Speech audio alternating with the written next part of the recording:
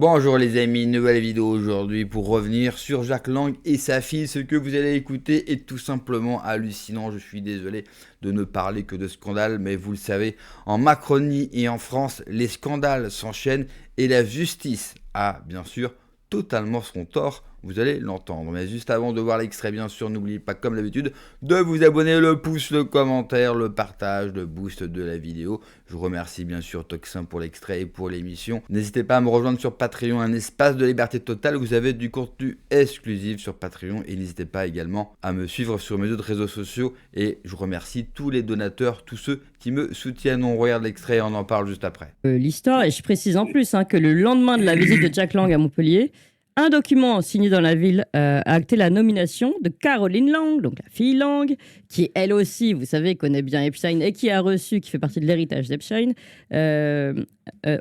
Donc elle est nommée au sein de l'association Le Refuge, qui est une association qui accompagne les jeunes en difficulté, qui est donc encore une relation trouble pointée du doigt par Rémi Gaillard, notamment sur ses réseaux sociaux. Alors, Alexandre Langlois. Ce qui est bien, c'est que ça rajoute en fait. Moi, ça m'inspire en fait. Moi, tout ce dossier m'inspire depuis le début parce qu'en fait, les Rémi Gaillard a l'avantage de creuser et d'appuyer là où ça fait mal en fait. Et c'est aujourd'hui, c'est lui qui est censuré et qu'on veut pas voir. Ouais. C'est quand s'il a 10%, c'est-à-dire qu'imaginons qu'il arrive au second tour, parce que normalement, il devrait y aller. Et ça veut dire que même s'il n'est pas élu en premier, il sera au conseil municipal. Et je vous dis pas le bazar que ça va être là-bas. Ils vont pas pouvoir avoir la tranquillité qu'ils ont habituellement parce que là, ce qu'on découvre, c'est que lui, il a creusé. Donc, en étant à l'extérieur du conseil municipal, il trouve pas mal de documents qui n'étaient jamais vraiment sortis, où les gens n'avaient pas fait il n'y avait pas de lien vraiment entre toutes ces affaires. Donc, lui, il les met au fur et à mesure, de façon méthodique, devant les choses. Et curieusement, c'est là où on a le maire sortant, bien évidemment, qui ne veut pas sortir les dossiers. Parce que je rappelle que toutes les questions qui ont été posées, il n'a surtout pas répondu, monsieur Delafosse. Il a répondu, moi, je veux parler de mon programme et pas de toutes ces histoires sordides dans lesquelles vous voulez parler. Et la deuxième chose derrière, c'est le soutien de l'État. Ce qui est que le préfet, je rappelle, c'est le représentant de l'État dans les départements qui donne les consignes. Ce qui veut dire que derrière, je rappelle quand même qu'en France, on a Emmanuel Macron qui a dit que c'était une affaire américaine, circulée, il n'y a rien à voir. Yael Braun-Pivet, dont le cabinet d'avocats avait défendu des proches d'Epstein, monsieur Brunet. Et du coup, pareil, il ne veut pas faire dans le cadre parlementaire. Je rappelle qu'en France, il y a un couvercle d'État sur ce dossier.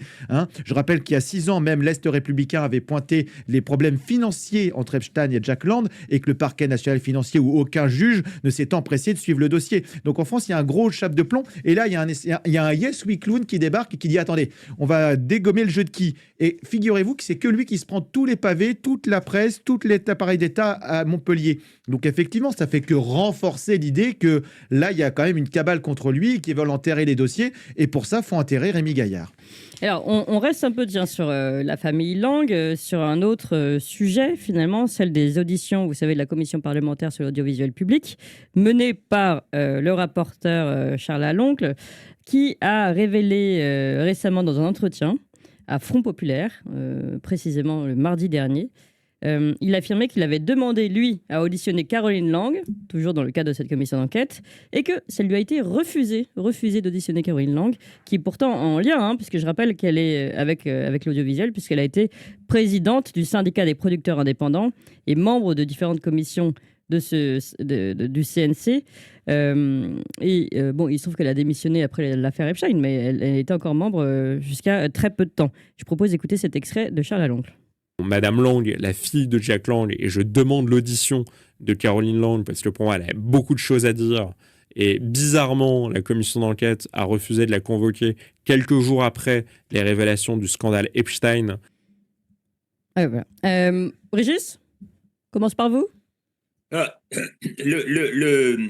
Cette commission tourne au scandale national, mais c'est difficile. Charles Aloncle se bat, mais il se bat pour faire la démonstration de la catastrophe du service public, mais il a affaire à forte partie parce que toute la Macronie, tout le système Macron est en train de s'opposer à son travail.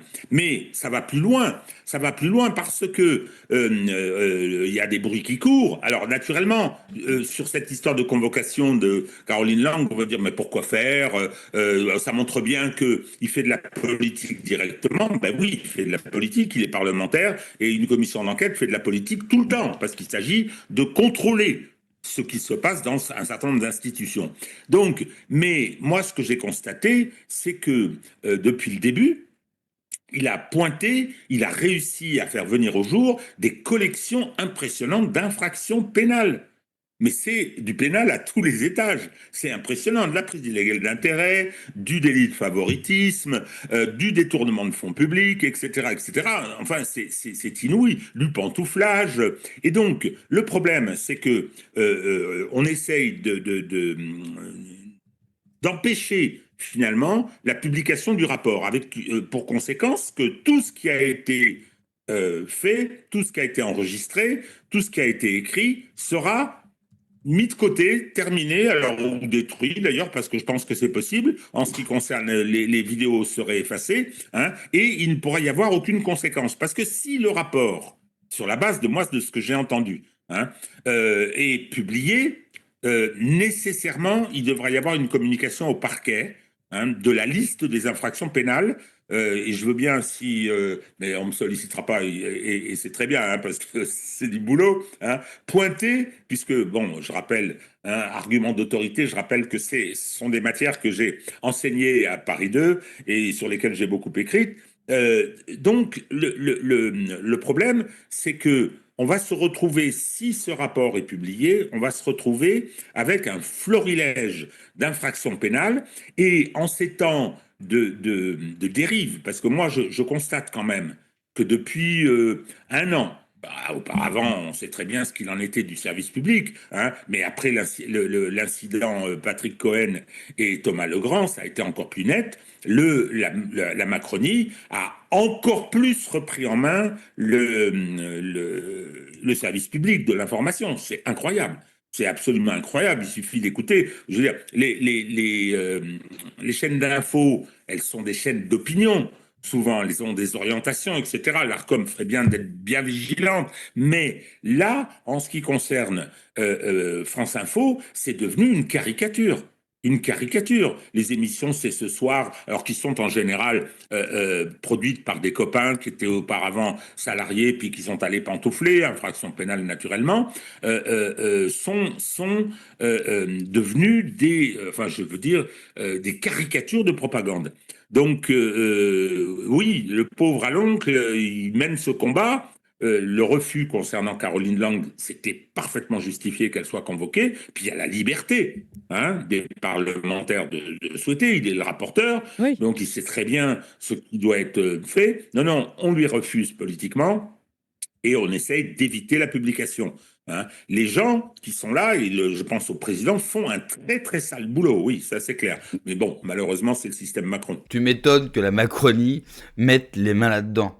Évidemment que la Macronie n'a surtout pas envie que cette commission parlementaire qui à la base était sur l'audiovisuel public, je vous le rappelle, mais comme on n'arrête pas de le constater dans toutes les affaires depuis plusieurs semaines, que tout est lié, parce que nous retrouvons qui ? Caroline Lang liée, mais alors plus que de près bien sûr, à l'affaire des frères Epstein. Il y a même la rumeur qu'il serait que ses enfants seraient de Jeffrey Epstein. Enfin, je vous laisse quand même imaginer le bazar. Donc forcément, une commission qui vient gratter, qui vient vérifier, et qui par ricochet nous rappellerait des affaires qu'on tente absolument d'étouffer en France, avec une justice extrêmement lente, avec des perquisitions qui prennent au minimum une semaine pour avoir bien le temps de faire disparaître les preuves, effectivement, personne n'a très envie de creuser. Alors qu'est-ce qu'il nous reste à faire ? Eh bien, vous avez entendu Rémi Gaillard, qui n'est pas un influenceur politique, c'est pas un militant politique, il ne fait même pas partie du conseil municipal. Mais il a réussi, avec du travail et de la volonté, à se procurer des documents, des informations qui a mis à mal le système. Il les a fait trembler. Malheureusement pour lui, il n'a pas passé le stade du premier tour de la municipale à Montpellier. Comme quoi les Français adorent, mais vraiment adorent voter pour des gens qui les rendent cocus. Mais Rémi Gaillard, c'est l'exemple à suivre. Nous ne devons rien lâcher. Même si certaines personnes nous disent il faut arrêter d'en parler. Oui, vous en faites trop. Vous êtes des populo-conspi. N'écoutez rien. Nous aussi, il faut que les citoyens s'occupent de toutes ces affaires-là. Vous avez les compétences et surtout, eh bien, les Français ont la clé de leur propre libération. Et j'espère réellement que Rémi Gaillard va continuer. Parce que vous l'avez vu, il fut tout simplement excellent. Et nous avons aujourd'hui, plus que jamais, besoin de citoyens engagés qui sont capables, bien sûr, de relayer et d'investiguer, bien sûr, toutes ces affaires. Merci d'avoir regardé la vidéo, les amis. N'oubliez pas, comme d'habitude, de vous abonner, le pouce, le commentaire, le partage, le boost de la vidéo. Merci encore une fois à tous les donateurs. N'hésitez pas à me rejoindre sur tous mes réseaux sociaux. Prenez soin de vous, que Dieu vous protège. Allez, ciao.